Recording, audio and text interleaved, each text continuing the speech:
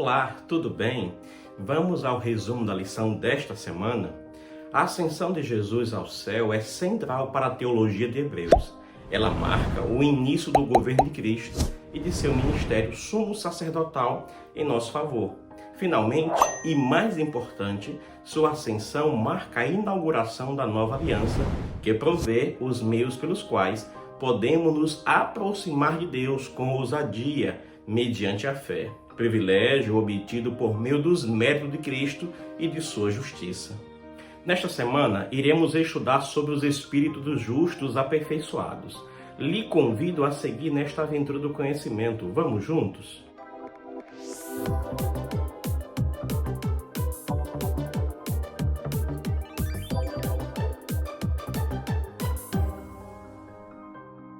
A lição desta semana tem por título O Caminho através do Véu. E o verso da semana está em Hebreus capítulo 9, verso 24, que diz: Cristo não entrou em santuário feito por mãos humanas, figura do verdadeiro santuário, porém no próprio céu, para comparecer agora por nós diante de Deus. Em Hebreus, a ascensão de Cristo marca o início de seu governo, de seu ministério sumo sacerdotal no céu. Quando ascendeu ao céu, compareceu à presença de Deus em nosso favor. Você pode conferir isso no livro de Hebreus, capítulo 9, verso 24. Queridos, na época do Antigo Testamento, todo homem era obrigado a comparecer à presença divina 3 vezes por ano. As festas dos peregrinos eram a Páscoa, a festa das semanas e a festa dos tabernáculos. Êxodo 23, 14 ao verso 17.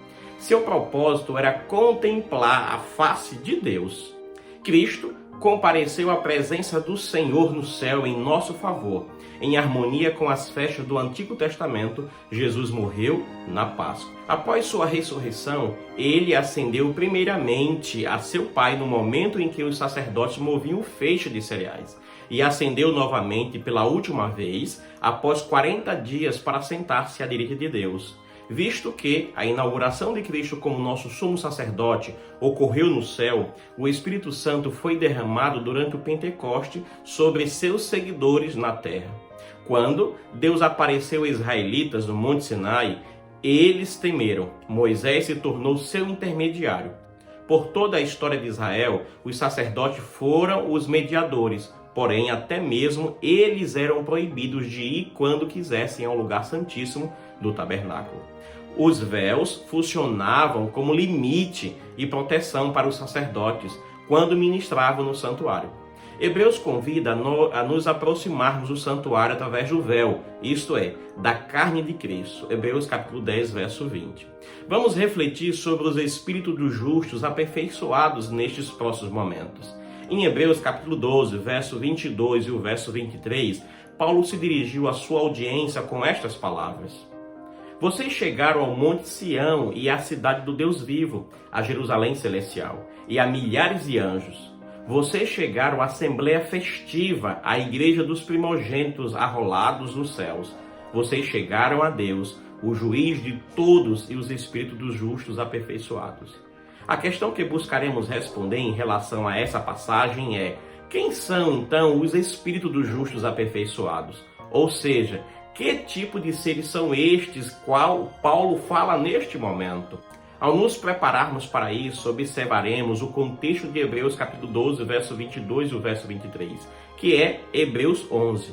Ali, Paulo ofereceu louvores em homenagem aos heróis da fé, seguidos de uma forte exortação no início de Hebreus 12, para que fixemos nosso olhar no autor e consumador da fé, Jesus, o qual, em troca da aliança que lhe estava proposta, suportou a cruz sem se importar com a vergonha e agora está assentado à direita do trono de Deus. Hebreus 12, verso 2. Logo a seguir, Hebreus 12 fala da disciplina na vida cristã. O fato de que o justo sofre não é sinal de descontentamento da parte de Deus, mas da afeição divina. Por isso, Paulo afirmou: o Senhor corrige a quem ama e castiga todo filho a quem aceita, no verso 6 do capítulo 12 de Hebreus. Logo a seguir está uma dupla exortação à paz e à santidade. Procurem viver em paz com todos e busque a santificação, sem a qual ninguém verá o Senhor. Para reforçar a advertência, Paulo apresentou exemplos de Esaú, descrito como alguém impuro ou profano. A própria antítese do exemplo difere em Hebreus 11, que trocou seus direitos de herança como primogênito pela gratificação imediata de uma refeição. Finalmente, queridos, Paulo comparou a geração do Êxodo com seu próprio público. A primeira foi confrontada com uma teofania no Monte Sião. Paulo afirmou que Moisés, diante daquela cena, declarou: "Estou apavorado e trêmulo." Hebreus 12, verso 21. Em contraste, a audiência de Hebreus não foi até um monte sagrado que não podia ser tocado fisicamente, mas a morada celestial de Deus, a Jerusalém celestial. Eles têm acesso a Deus, o juiz de todos, a igreja dos primogênitos arrolados no céu e aos espíritos dos justos aperfeiçoados. Hebreus 12, verso 23. Quem são então esses espíritos dos justos aperfeiçoados? Você deve estar se perguntando, e é este o que queremos trabalhar e te responder neste momento. A maioria dos estudiosos do livro de Hebreus emprega literatura apocalíptica judaica para entender esta expressão. No entanto, com base nisso, concluímos que estes espíritos devem ser almas imateriais, desprovidas de corpo, que moram no céu e desfrutam de uma eterna celebração do sábado. Tal conclusão deve ser contestada pelos dados apresentados no próprio livro de Hebreus, o qual demonstra e explica esta questão.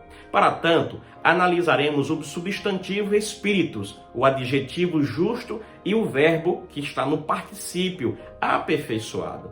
Queridos, o substantivo espíritos ou espírito tem 3 usos diferentes na carta aos Hebreus. Vamos estudar e ver um pouco sobre isso? Primeiro, o espíritos é usado para designar anjos que são espírito ministradores. Hebreus capítulo 1, verso 7 e verso 14. Em segundo lugar, espírito designa o Espírito Santo que dá dons, fala sobre a nova aliança e dá testemunhos dela. Você pode conferir nesses diversos textos aqui que está na sua tela. Algumas vezes o Espírito Santo parece ser descrito como o Espírito da graça. Você vê isso também em Hebreus 10, verso 29. Ou Espírito Eterno, Hebreus 9, verso 14. Em terceiro lugar, Espírito se refere a seres humanos vivos que estão sujeitos à atuação incisiva da palavra divina, viva. Hebreus 4, verso 12. Da mesma forma, quando Paulo falou a respeito da disciplina de Deus sobre seus filhos, ele disse: "Tínhamos os nossos pais humanos que nos corrigiram e nós os respeitávamos. Será que então não nos sujeitaremos muito mais ao Pai espiritual para vivermos?" Hebreus 12, verso 9. Assim podemos concluir que os espíritos, na frase espírito dos justos aperfeiçoados, de Hebreus 12, verso 23, não são anjos nem Espírito Santo, mas seres humanos que se aproximaram do Monte Sião, a cidade do Deus vivo, a Jerusalém celestial. Em Hebreus, o adjetivo justo aparece apenas 2 vezes fora da passagem sobre investigação. Na primeira vez é usado no contexto de perseverança. O meu justo viverá pela fé. Hebreus 10, verso 38. Deus não tem prazer naqueles que recuam na dúvida ou na incredulidade na segunda vez. O adjetivo é usado no contexto da oferta de Abel de um sacrifício melhor do que o de Caim. Por causa desse sacrifício melhor, Abel recebeu o testemunho de que era justo. Hebreus capítulo 11, verso 4. Ambos os casos se referem à pessoa quando estavam vivas, não mortas, nem em um estado em que estivesse sem corpo a vagar por aí. Assim, esses indivíduos não são escritos como almas imateriais. Portanto, queridos, podemos concluir que os justos são aquelas pessoas que vivem pela fé e expressam pelos sacrifícios que fazem. O termo aperfeiçoado aparece várias vezes em Hebreus, resultando em 3 diferentes usos. Primeiro, Cristo foi aperfeiçoado por meio de sofrimentos e se tornou a fonte da salvação eterna. Você vê nesses textos a seguir. Em segundo lugar, a lei não pode aperfeiçoar a consciência do adorador. Você pode conferir também na sua Bíblia. Terceiro, os seres humanos são aperfeiçoados. Em Hebreus 10, verso 14, Paulo declarou: com uma única oferta, aperfeiçoou para sempre os que estão sendo santificados. Em Hebreus 12, verso 23, disse que os espíritos dos justos são aperfeiçoados. Assim, estes são Cristo e os seres humanos, não seres sem corpo em uma esfera metafísica.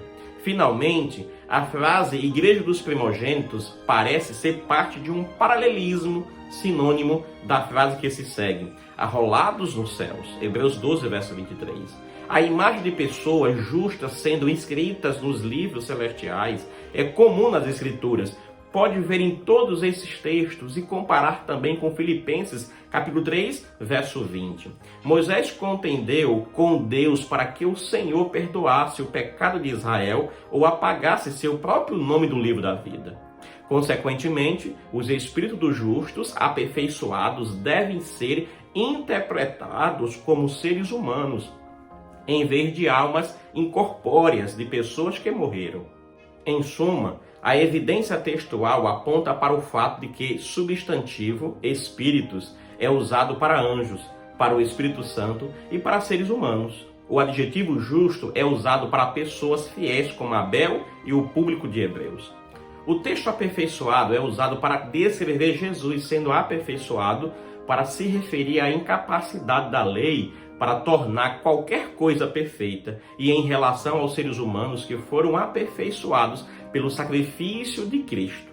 Assim, podemos concluir com segurança que os espíritos dos justos aperfeiçoados não são almas imateriais, desprovidas de forma corporal, que estão morando no céu após sua permanência terrena e subsequente morte, e que depois desfrutam de uma celebração eterna do sábado. Queridos, em vez disso, os espíritos dos justos aperfeiçoados são seres humanos cujos nomes foram registrados no céu. Os destinatários de Hebreus se aproximaram de Deus, de Jesus, o mediador de uma nova aliança, da Jerusalém celestial, dos inúmeros anjos e desses seres humanos que foram aperfeiçoados pela fé e cujo nome estão registrados no céu. Que coisa maravilhosa! Cada dia, cada lição, um conhecimento marcante para a nossa vida.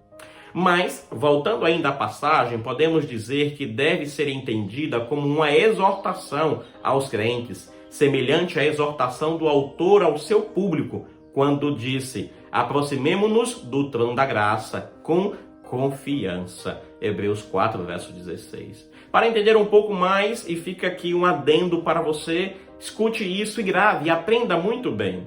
Como adventista do sétimo dia, temos muitas crenças em comum com outras denominações cristãs, como a oração, a justificação pela fé, a santificação, a divindade, o dízimo e muitas outras. No entanto, existem 5 crenças que são distintas, embora nem todas sejam exclusivas do adventismo. São elas: o santuário, o sábado, a segunda vinda de Cristo, o estado dos mortos e o espírito de profecia, conforme expresso na vida e no ministério de Ellen G. White. Com exceção de nossa doutrina do santuário, que é exclusiva do adventismo, queridos, há denominações cristãs que compartilham nossas crenças quanto ao sábado, à segunda vinda, ao dom de profecia e o estado dos mortos. Durante esta semana, analisamos o estado dos mortos por meio da passagem de Hebreus 12, verso 22 e verso 23. Como adventistas do sétimo dia, nos diferenciamos de outros grupos cristãos, embora não exclusivamente por acreditarmos que a alma não é imortal. Cremos que Deus criou Adão do pó da terra e lhe soprou nas narinas o fôlego de vida, e o homem se tornou um ser vivente. Gênesis capítulo 2, verso 7. Outras versões traduzem a frase ser vivente como alma vivente. Com a morte, o vivente deixa de existir. Por meio da influência da filosofia grega, a maioria dos cristãos, ao longo da história, tem acreditado que os humanos nascem imortais e que quando alguém morre, seu espírito vai para o céu, para viver com Deus, ou para o inferno, onde queimará eternamente. Que coisa, né?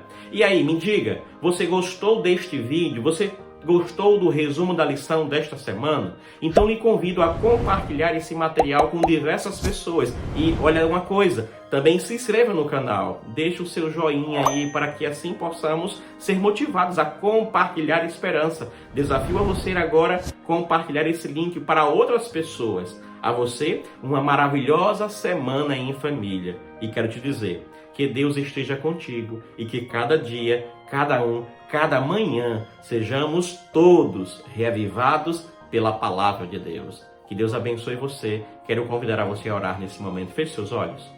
Obrigado, Senhor, pelo maravilhoso final de semana que estivemos. Continua conosco durante esta nova semana e com cada família que aqui estudou a Tua palavra. Refrigera a nossa alma e nos guia até as mansões celestiais. Perdoa o nosso pecado e nos restaura por Jesus. Amém.